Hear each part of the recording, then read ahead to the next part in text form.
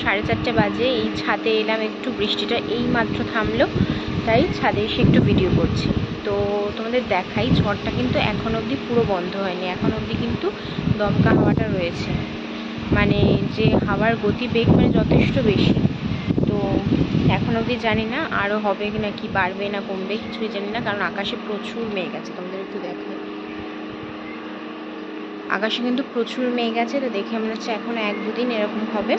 তো সবেমাত্র এই বৃষ্টিটা থামলে, মানে প্রচুর বৃষ্টি, রাস্তাঘাট প্রায় মানে ডুবেই গেছে। আমাদের এই সামনের রাস্তাটা পুরো একদম জলে ভর্তি, বেরোনোই যাবে না এরকম জল।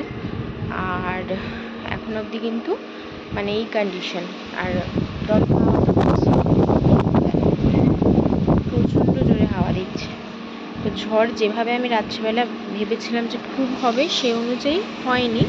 তো সেটা খুবই ভালো, মানে আমাদের এখানে সে অনুযায়ী একটু কম হয়েছে, তবে হয়েছে, ভালো হয়েছে। তো চলো